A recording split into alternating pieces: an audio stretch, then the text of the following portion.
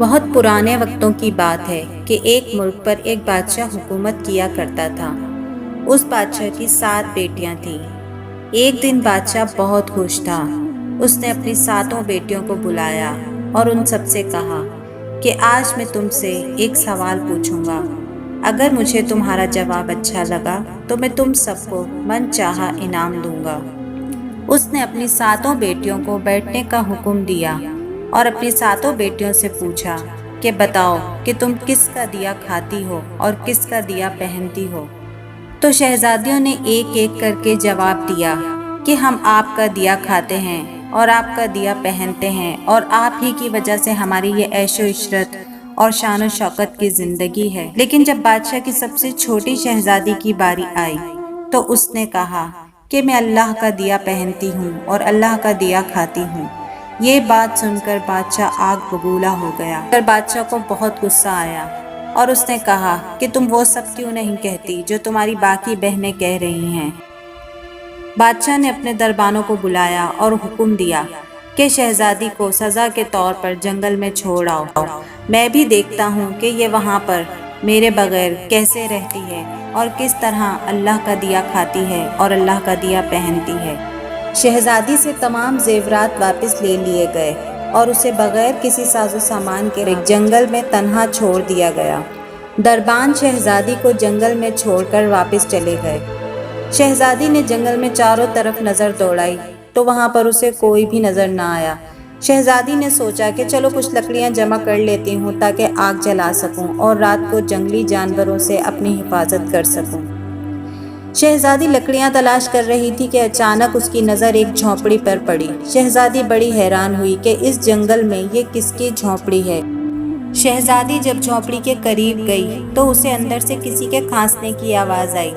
شہزادی نے جب تو دیکھا ایک بوڑھا پانی پانی پکار رہا ہے۔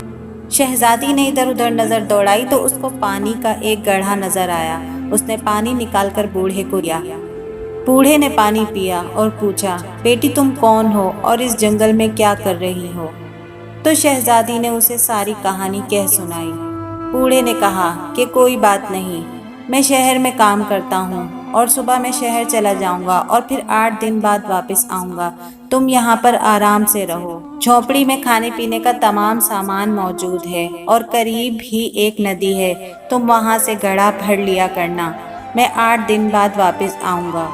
بوڑھا صبح کام پر چلا گیا۔ شہزادی بکری کا دودھ نکالتی ہے اور اس میں سے آدھا دودھ اپنے لیے رکھ لیتی ہے اور آدھا دودھ کسی برتن میں ڈال کر جھونپڑی کے باہر رکھ دیتی ہے کہ کوئی جانور بھوکا یا پیاسا ہوگا تو وہ پی لے گا۔ اور صبح جب اٹھتی ہے تو کیا دیکھتی ہے کہ دودھ کا برتن خالی ہے اور پاس ایک لال پڑا ہوا ہے۔ شہزادی نے ایک بار کسی سے سنا ہوتا ہے کہ جب کوئی نایاب سانپ بہت زیادہ خوش ہو جاتا ہے تو وہ ایک لال اگلتا ہے اور وہ لال ہیرے جواہرات سے بھی زیادہ قیمتی ہوتا ہے۔ شہزادی وہ لال اٹھا کر اپنے پاس رکھ لیتی ہے۔ اگلی رات شہزادی دوبارہ دودھ رکھ دیتی ہے اور صبح جب دیکھتی ہے تو ایک اور لال وہاں پڑا ہوتا ہے۔ اسی طرح 7 دن گزر جاتے ہیں اور شہزادی کے پاس 7 لال جمع ہو جاتے ہیں۔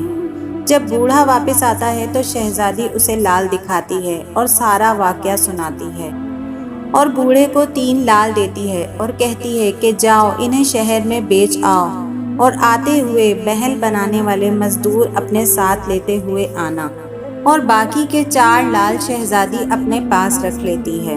کچھ ہی دنوں میں جنگل میں ایک عالی شان محل تیار ہو جاتا ہے اور شہزادی اور بوڑھا اس محل میں رہنے لگتے ہیں۔ شہزادی جنگل میں ایک لکڑی کی فیکٹری بھی لگا دیتی ہے جس میں غریب لوگ کام کرتے ہیں۔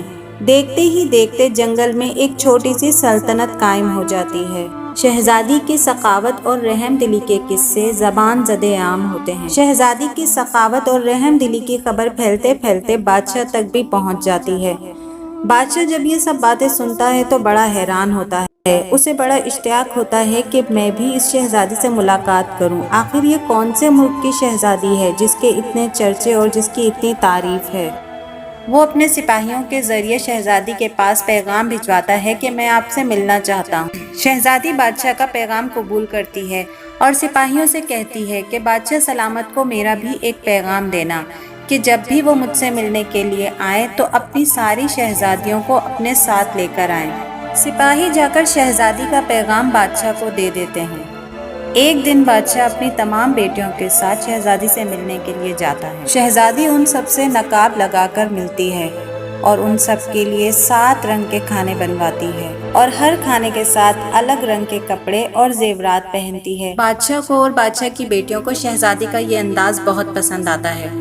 بادشاہ شہزادی سے کہتا ہے کہ بیٹی، تم میری بیٹیوں کی جگہ ہی ہو۔ دیکھو، میں تمہارے کہنے پر اپنی بیٹیوں کے ساتھ تم سے ملنے کے لیے آیا ہوں، تو پھر تم نے یہ نقاب کیوں لگایا ہوا ہے؟ تو شہزادی کہتی ہے کہ ٹھیک ہے، میں ابھی تھوڑی دیر میں آتی ہوں۔ شہزادی چلی جاتی ہے۔ جب شہزادی واپس آتی ہے تو اس نے وہی جوڑا پہنا ہوا ہوتا ہے جس جوڑے میں بادشاہ اسے جنگل میں پھینکوا دیتا ہے۔ جب بادشاہ اسے دیکھتا ہے تو خوشی سے جھوم اٹھتا ہے اور کہتا ہے کہ بیٹی، تم زندہ ہو۔ میں تو سمجھا تھا کہ کہیں کوئی جنگل کا جانور تمہیں کھا گیا ہوگا، کیونکہ بعد میں نے سپاہیوں کو تمہاری تلاش میں بھیجا تھا اور سپاہیوں نے مجھ سے آ کر کہا تھا کہ وہاں پر شہزادی کا کوئی بھی نام و نشان نہیں ہے۔ کیا تم شہزادی کی ملازمہ ہو؟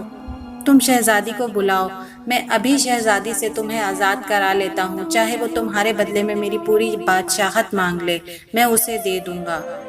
تو شہزادی نے جواب دیا، ابا حضور، میں ہی وہ شہزادی ہوں۔ میں آپ سے نہیں کہتی تھی کہ میں اللہ کا دیا کھاتی ہوں اور اللہ کا دیا پہنتی ہوں؟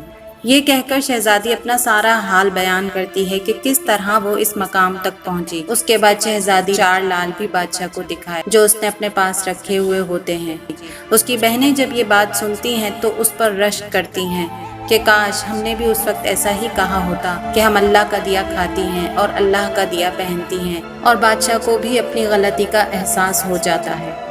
ناظرین، ہمیں ہر وقت اللہ کا شکر ادا کرنا چاہیے۔ وہ ہمیں جس حال میں رکھے، جیسا رکھے، ہمیں اسی کی شکر گزاری کرنی چاہیے۔ وہ کبھی بھی ہمیں تنہا نہیں چھوڑتا۔ تو ویورز، کیسا لگا آپ کو آج کا واقعہ؟ ویورز، اگر آپ کو ویڈیو اچھی لگی ہو تو میری ویڈیو کو لائک کرنا مت بھولیے گا۔ اگلی ویڈیو تک اپنا بہت سارا خیال رکھیے گا۔ اللہ حافظ۔